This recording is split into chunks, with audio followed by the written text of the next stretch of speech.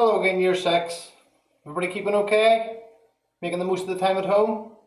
I hope so. You ready to carry on with the next chapter? I know I am. Before we carry on, I went online and I found this lovely piece of fan art by a girl called Haley. As you can see, this is Gandalf, there's Thorin Oakenshield in the middle, and Sporin, Borin, and Dwalin and Balin and all the rest of the crew there. I thought that was worth showing you so you've got a nice solid image in your head. So we're going to get chapter 1 finished off today, and then maybe I'm going to set you a little challenge if you're ready for it. Okay? Let's go. As you remember last time, all the dwarves had turned up at the Hobbit's house, and he was not ready for an adventure, but it looks like he might be going on one anyway. So we'll pick up there from left off. I have one apology to make. I am not good at singing, and I know that I was singing in the last video. There's a little bit of singing in this one. I will try and make it as pleasant as possible, but it's part of the book, and whenever I'm reading the book on my own, I would sing it in my head, so that's what I'm going to do for you guys. You ready? Let's go. Now for some music, said Thorin. Bring out the instruments. Killy and Philly rushed for their bags and brought back little fiddles.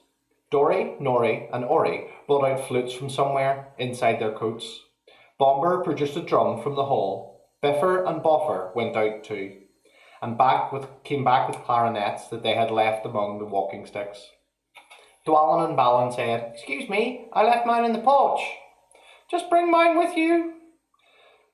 They came back with viols as big as themselves, and with Thorin's harp wrapped in a green cloth.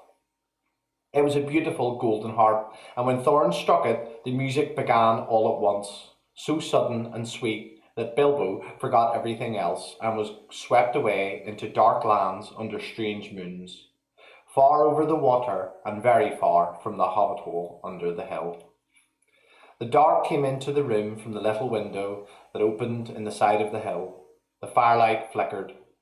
It was April, and they still played on, while the shadow of Gandalf's beard wagged against the wall. The dark filled all the room, and the fire died down. The shadows were lost, and still they played on. And suddenly, first one, and then another, they began to sing as they played, deep-throated singing of the dwarves in deep places of their ancient homes, and this is like a fragment of their song, if it can be like their song without their music. You ready? Far over the misty mountains cold, to dungeons deep and caverns old, we must away ere break of day to seek the pale enchanted gold.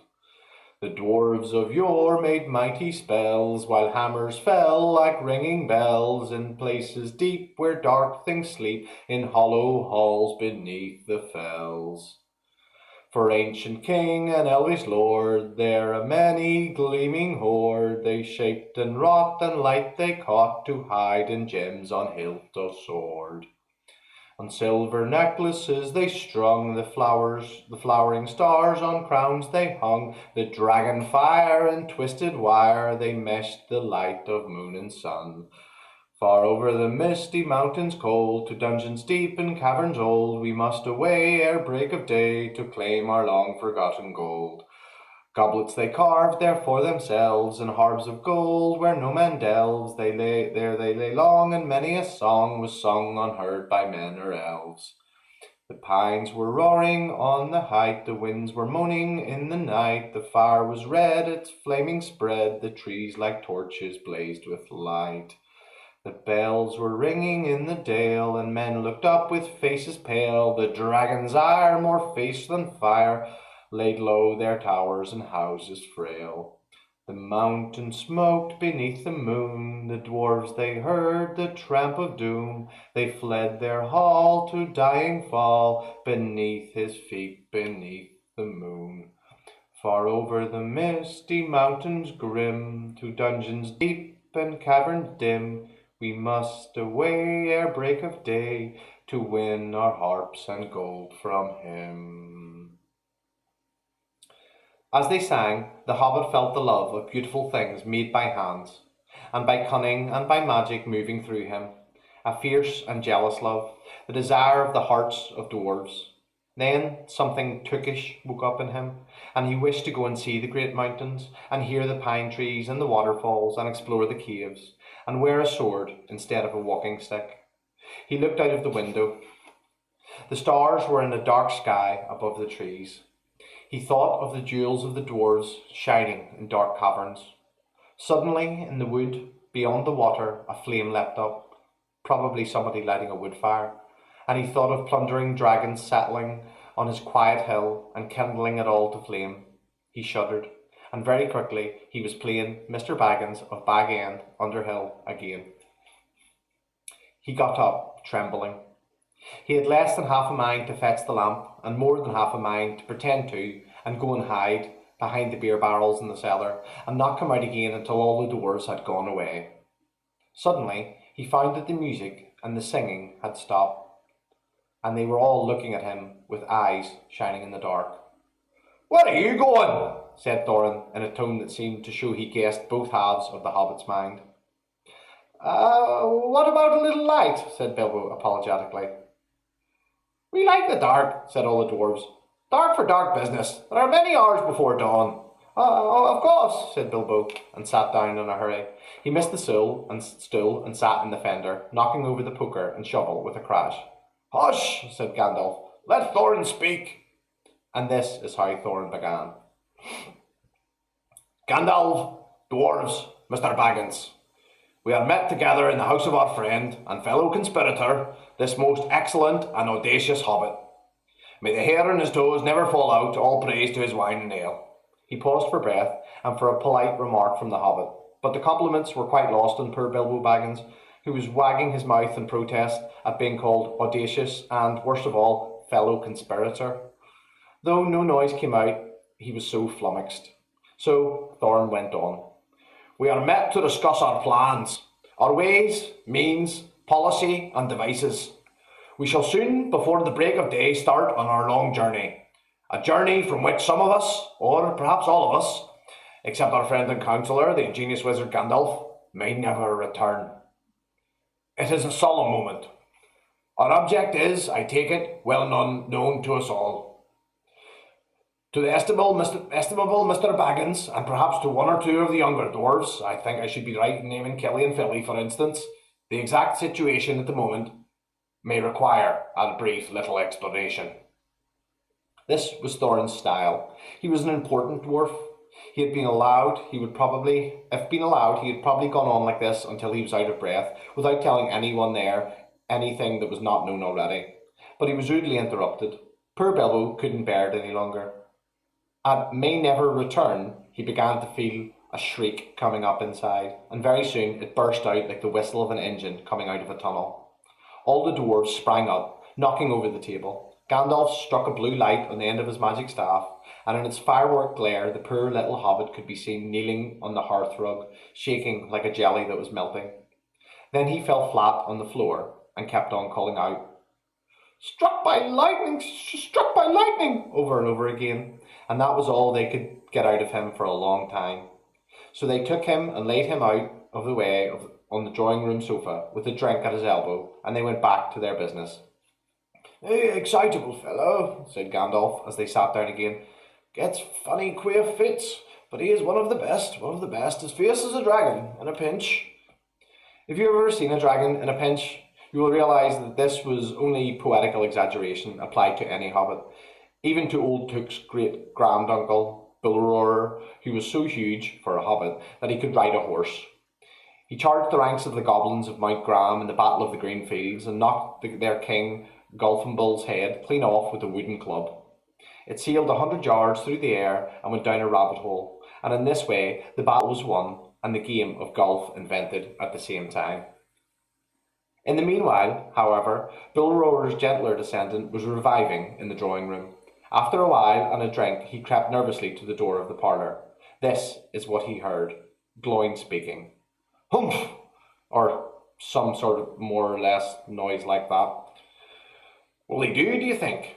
It's all very well, Gandalf, to talk about this hobbit being fierce, but one shriek like that in a moment of excitement would be well enough to wake the dragon, and all his relatives, and kill the lot of us."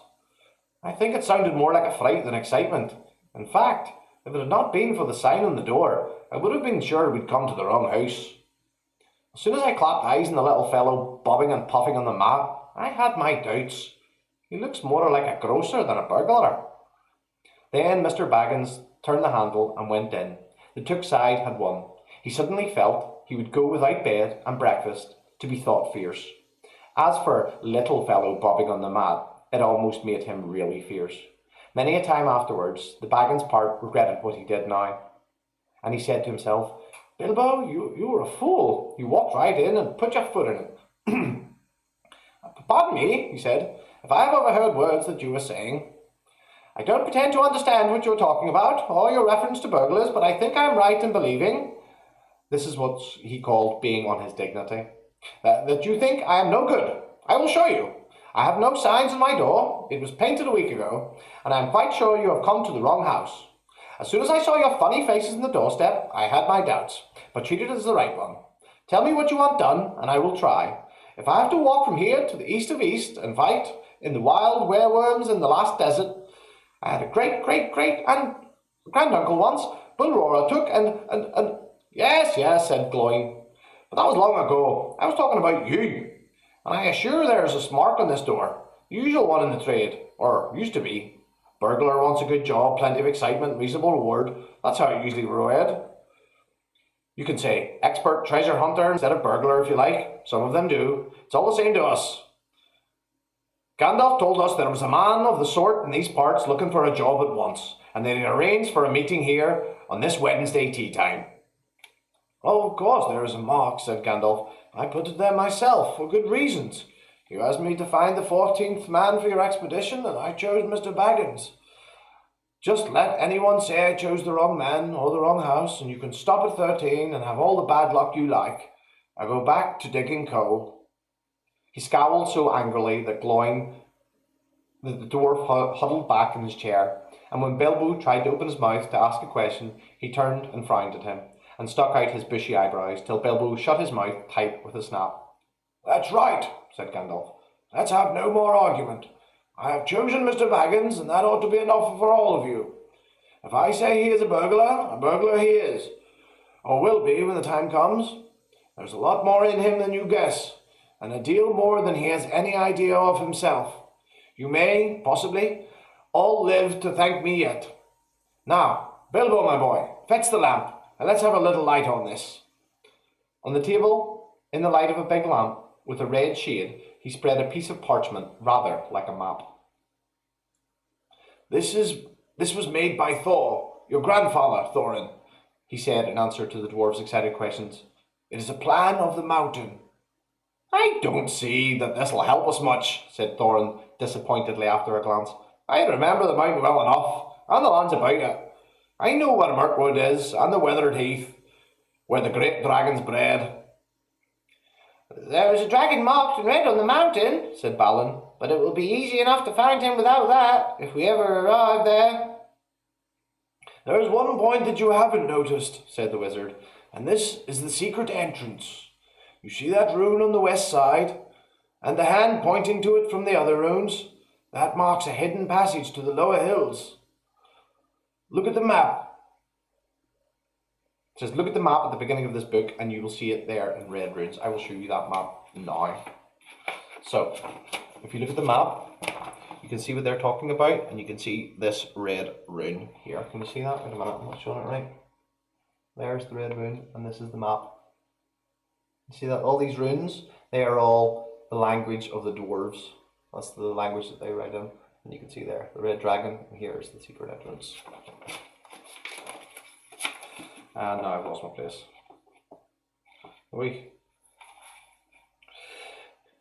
It may have been secret once, said Thorin, but how do we know that this secret any longer? Old Smog has lived there long enough now to find anything there is to know about those caves. He may, but he can't have used it for years and years. Why? Because it's too small. 5 feet high at the door, and 3 may walk abreast, say the runes. But Smog could not creep into a hole that size, not even when he was a young dragon, and certainly not after devouring so many of the dwarves and men of date. It seems a great big hole to me, squeaked Bilbo, who had no experience of dragons and only of hobbit holes. He was getting excited and interested again, so that he forgot to keep his mouth shut. He loved maps, and in his hall there hung a large one of the country round, with all his favourite walks marked on it in red ink. How could such a large door be kept secret from everybody outside, apart from the dragon? He asked. He was only a little hobbit, you must remember. In lots of ways, said Gandalf.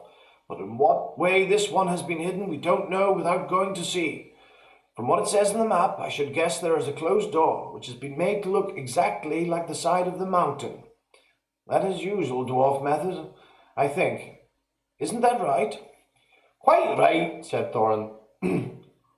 Also, went on Gandalf, I forgot to mention that with the map went a key, a small and curious key. Here it is, he said, and handed to Thorin a key with a long barrel and intricate wards made of silver. Keep it safe. Indeed I will, said Thorin, and he fastened it upon a fine chain that hung about his neck and under his jacket. Now things begin to look more hopeful. This news alters them much for the better. So far we have had no clear idea what to do.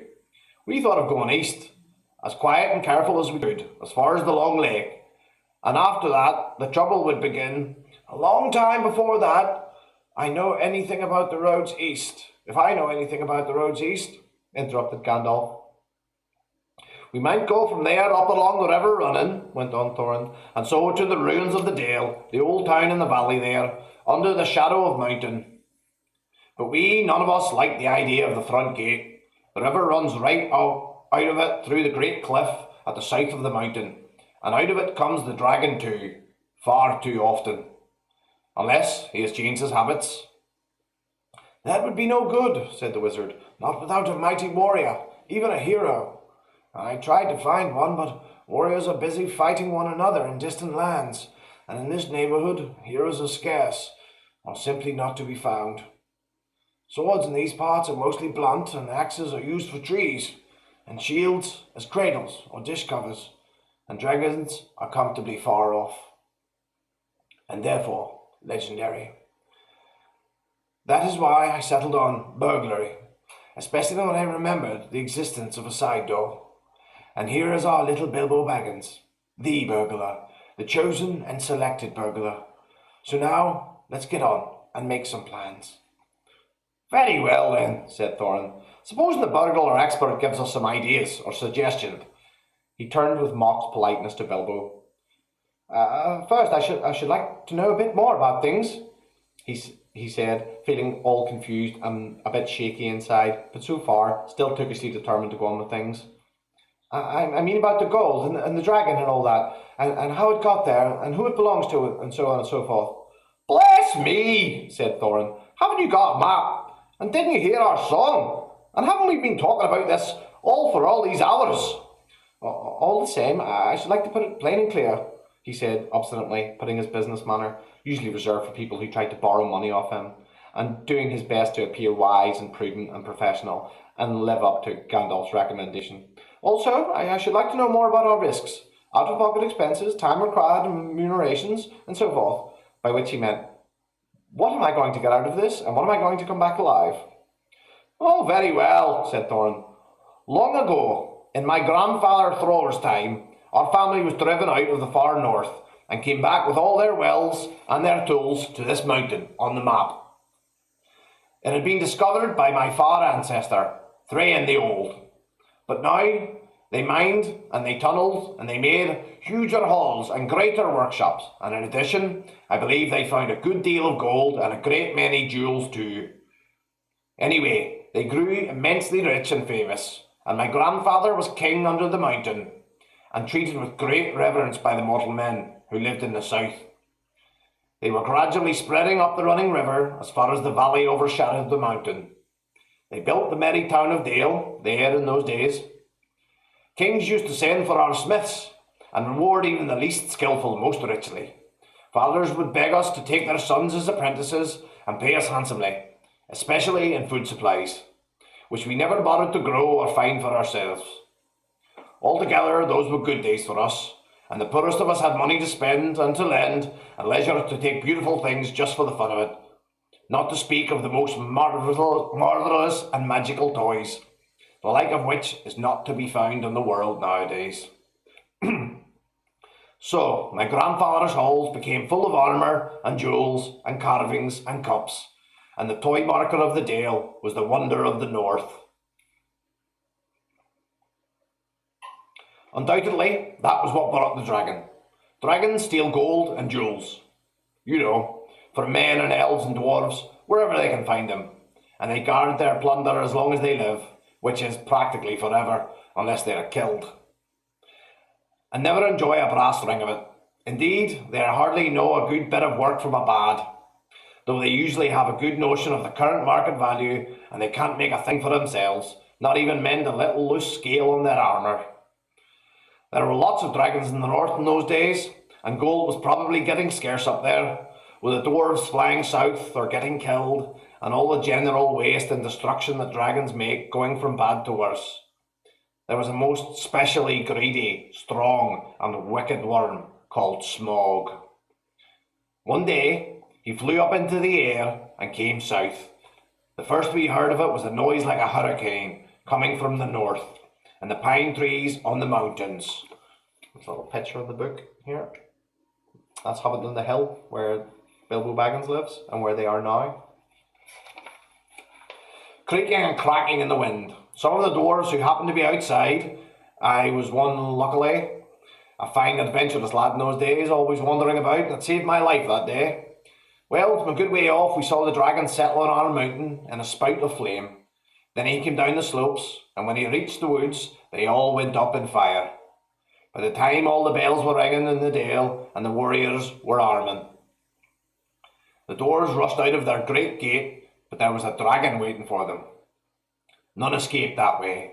The river rushed up, and a steam and fog fell on the dale, and in the fog the dragon came on them, and destroyed most of the warriors. The usual unhappy story.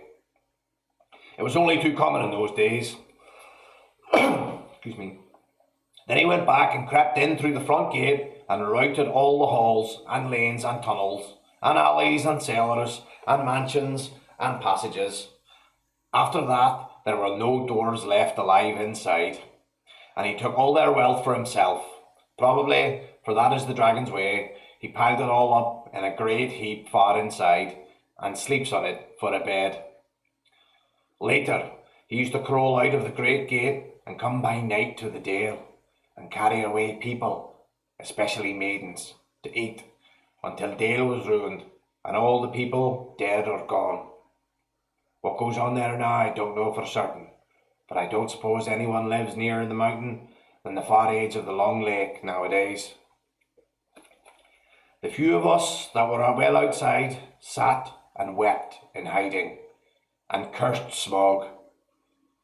And there we were unexpectedly joined by my father and my grandfather with singed beards. They looked very grim, but they said very little. When I asked how they had got away, they told me to hold my tongue, and said that one day in the proper time I should know. After that we went away, and we have had to earn our livings as best we could, up and down the lands, often enough sinking as low as blacksmith work, or even coal mining. But we have never forgotten our stolen treasure, and now when I will allow, we have a good bit laid by, and are not badly off. Here Thorn stroked the gold chain around his neck. We still mean to get it back, and to bring our curses home to Smog, if we can. I have often wondered about my father and my grandfather's escape. I see now they must have had a private side door, which only they knew about.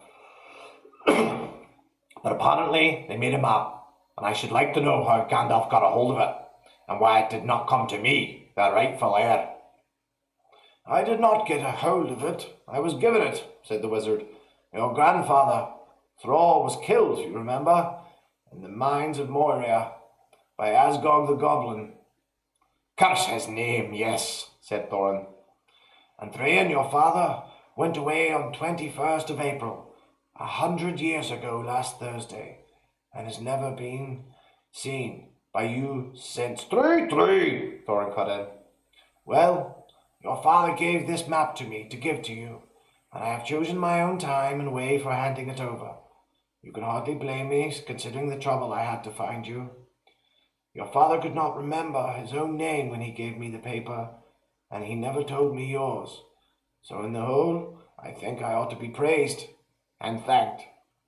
Here it is, said he, handing the map to Thorin.